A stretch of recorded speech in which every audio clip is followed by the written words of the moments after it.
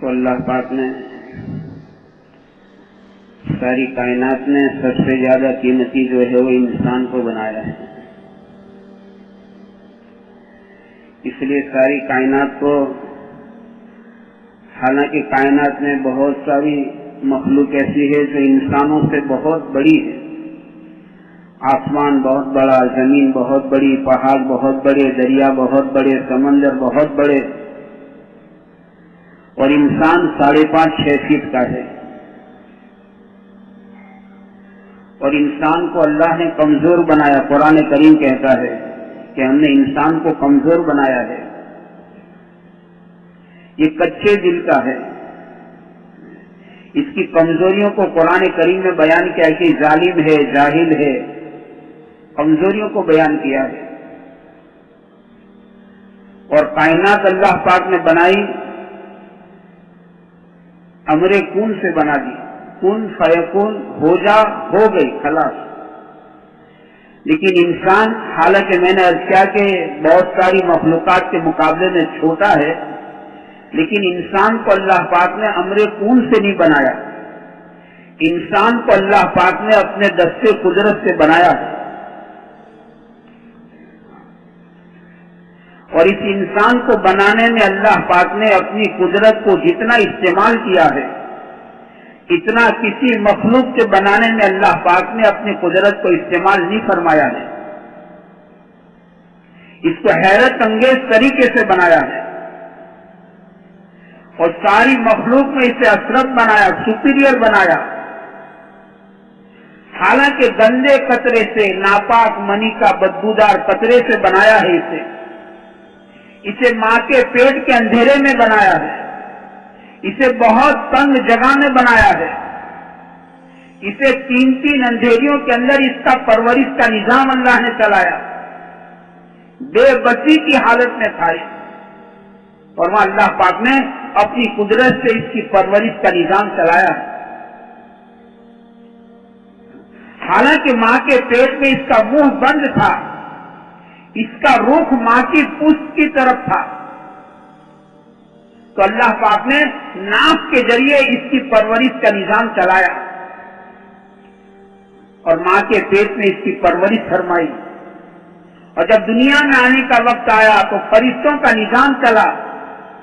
فرشتے نے آ کر پر مارا، راستہ بنایا، ثم السبیل یسرا، اور اس راستے پر بچے کو لے لیا. یہ پورا نظام اس انسان کی پیدائش میں اللہ کا چلا ہے.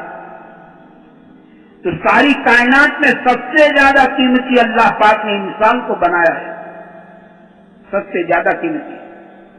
اس لیے انسان کے آنے سے پہلے اللہ پاک نے پورا کارخانہ رچا دیا. سنیچر کا دن آیا، اللہ پاک نے زمین کو بنا دیا. سنیچر کے دن زمین بنی. چونکہ اس زمین پر آنے والا انسان بڑا کمزور ہے، یہ زمین کی معمولی حرکت کو برداشت نہیں کر سکے گا، تو اللہ پاک نے اتوار کا دن آیا، پہاڑوں کو کھیلا بنا کر گاڑ دیا تاکہ زمین تھم گئی. کیونکہ انسان بڑا کمزور ہے، اس کی چند سیکنڈ کی حرکت یہ برداشت نہیں کر سکے گا. تو اتوار کے دن پہاڑوں کو کھیلا بنا کر گاڑ دیا. پیر کا دن آیا، اللہ پاک نے درختوں کو پیدا کیا. یہ پورا نظام درختوں کا. منگل کے دن ساری برائیاں پیدا ہوئی ہیں، کیونکہ انسان دنیا میں امتحان کے لیے آیا ہے. انسان امتحان کے لیے آیا ہے تو برائیاں پیدا ہوئی.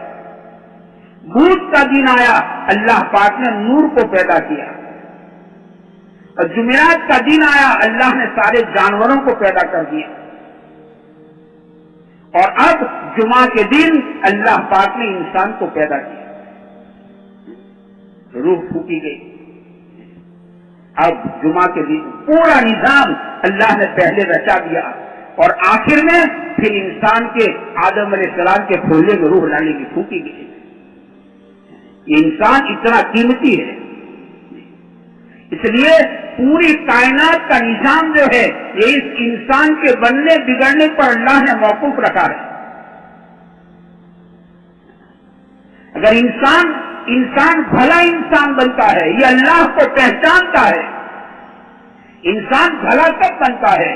انسان اچھے کپڑوں سے بھلا انسان نہیں بنتا، اچھے مکانوں سے بھلا نہیں بنتا، اچھی کاروں سے اور اچھی سواریوں سے انسان بھلا نہیں بنتا ہے. انسان جو بھلا انسان بنتا ہے وہ اپنے اندر کی مایا سے بنتا ہے، دولت باطنی سے کہ انسان بھلا انسان بنتا ہے. اتنا بھلا انسان بنتا ہے کہ فرشتوں کے آگے نکل جاتا ہے، اتنا بھلا بن جاتا ہے. اندر کی مایا کی بنیاد پر اندر کی مایا اس کی بنے کہ انسان اپنے پیدا کرنے والے مالک کو پہچانے. اس کو انسان کا مقصد زندگی قرار دیا ہے. الا لیعرفون، یہ اپنے پیدا کرنے والے مالک کو پہچانے، جس مالک کی زمین پر یہ رہتا ہے اور جس کے آسمان کے تلے یہ بستا ہے، جس کے ہواؤں میں سے سانس لیتا ہے، اور جو مالک اس کے ہواؤں کا نظام چلاتا ہے، بارش کو برساتا ہے، رات میں سے دن، دن میں سے رات، اور موسم کے عدل بدل کرنے کے نظام کو چلاتا ہے، اور جس مالک کی لاکھوں نہیں کروڑوں ان گنت نعمتیں کہ انسان رات دن استعمال کرتا ہے، اس مالک کو یہ پہچانے، اس مالک کو پہچان. اس وقت میرے بھائیوں دنیا میں جتنی پریشانیاں ہیں، جتنی مصیبتیں ہیں، جتنی چوری، جتنی لوٹ، جتنی گھسیٹ، جتنی ڈکیتی، جتنی خنا مرکی، جتنی مقدمہ بازی اور جتنی افراتفری دنیا میں ہے میرے دوستوں، اور کوئی وجہ نہیں ہے. اللہ والے کہتے ہیں کہ دھرتی پر بسنے والا انسان اپنے مالک کو بھولا ہوا ہے، یہ اپنے مالک کو نہیں پہچانتا. یہ سب سے بڑا مسئلہ